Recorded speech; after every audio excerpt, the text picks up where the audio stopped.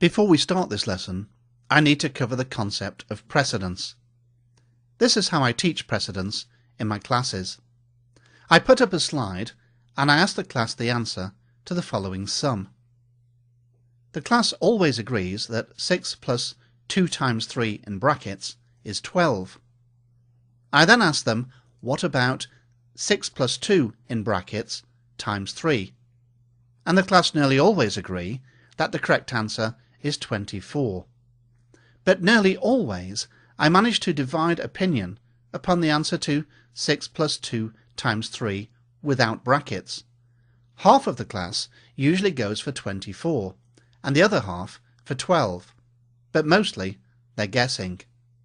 Bearing in mind that most of my classes are taught to office workers who work with figures every day of their lives, I'm confident in my assertion that the rules of precedence are a mystery to at least half of the adults who work with Excel for a living. But I'm sure you knew that because of the rules of precedence, 6 plus 2 times 3 equals 12.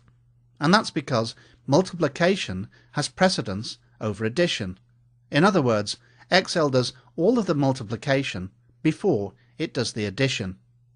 Now we'll look at Excel's precedence rules along with a mnemonic that helps to remember them.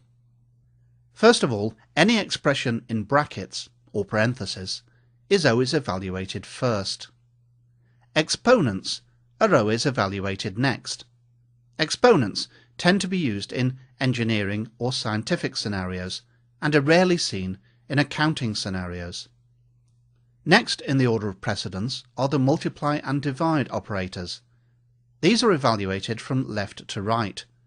When a formula only consists of multiplication and division operators, you don't have to consider precedence.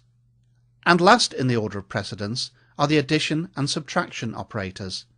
These are also evaluated from left to right.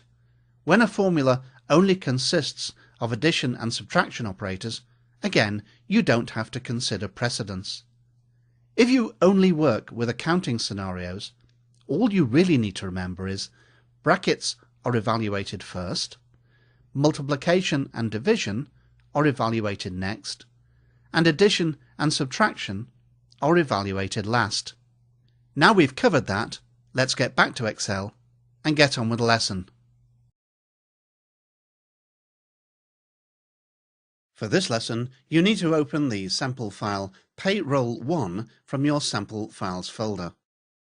This worksheet contains some simple formulas required to compute net pay from hours worked. Most tax regimes have more complicated rules than those defined in this simple example. Employees are paid the same hourly rate for all hours worked. A different percentage of gross pay is then deducted for tax, social security, and pension contributions. Let's look at the very simple formula in cell B17. I click on cell B17 and I can see the formula on the formula bar. There's really not much that can go wrong with such a simple formula, but let's see how it works using Excel's evaluation feature. So making sure that cell B17 is the active cell, I click Formulas on the ribbon, and in the Formula Auditing group, Evaluate Formula. And the Evaluate Formula dialog appears. Notice that the first B15 has an underline. This means that this will be the first value that will be fetched back from the worksheet. Notice that there's a Step In button. You can use Step In to see where the value in cell B15 is being obtained from. And it would seem likely that it's the sum of the hours worked in cells B10 to B14. But just to audit that, I'll click the Step In button, and you can see that indeed we are summing the hours worked in B10 to B14. So I'll now click the Step Out button, and you can see that the value 46 has been retrieved from cell B15. There's now an underline under cell B4, meaning the next step in the evaluation process will be to bring back the value in cell B4. So I click Evaluate, and there it is. And there's now an underline under 46 times 12, meaning that the multiplication will be performed next. I click Evaluate, and there's the answer, 552. And notice that the Evaluate button has now changed to Restart. And if I click Restart, I could do the whole thing all over again. I'll now click the Close button to close the dialog.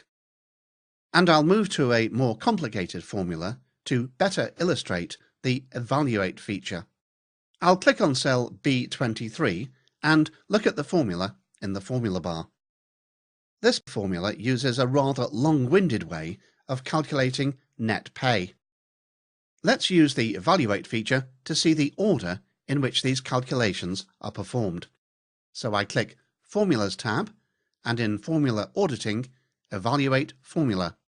First we can see an underline under cell B15, meaning this value will be brought back from the worksheet. I click Evaluate, and it's 46. Same now for B4, click Evaluate, and it's 12. And notice that the multiplication will now happen, 46 times 12. Click Evaluate, and it's 552. Now I bring back the value in cell B15. Click Evaluate, it's 46. But notice that there's no attempt to perform the subtraction next, because by the laws of precedence, multiplication happens before subtraction. So instead, we'll need to bring back the values in cell B4 and B5, perform the two multiplications, and only then will we be able to subtract the result from 552. I click Evaluate, and that's the value of B4. We perform one of the multiplications, then bring back the value in B5, and perform the second multiplication. And now that we've got the multiplications out of the way, it's okay to do the subtraction. So I click Evaluate, and the subtraction's performed. Now we'll bring back the value in B4, multiply it by the value in B15, multiply by the value in B6, and only then can we perform the subtraction. Bring back B4, multiply by B15, bring back B7, multiply by 552, and then perform the subtraction. Let's do that again, but a little faster. So, first of all, bring back B15, bring back B4, multiply. Bring back B15, bring back B4, multiply. Bring back B5, and multiply. And now subtract 17664 from 552. Once again, 3 multiplications, B4 times B15 times B6, and then the subtraction. And 3 multiplications, B4, bring back B15, multiply, bring back B7, multiply, and the final subtraction. I'll now click the Close button to close the Evaluate Formula dialog. So I'm sure you can see the value of the Evaluate Formula feature when you're not getting the result you expected, and you suspect that the problem is that something's gone wrong with the order of precedence. Evaluating the formula step by step gives you an easy way to find the error. All that remains now is to save your work, and I'm going to save with the new name Payroll 2, and as usual, I'll save to the folder above, my Sample Files folder. I click the Save button, and you've now completed Lesson 3.1, Understand Precedence Rules, and use the Evaluate feature.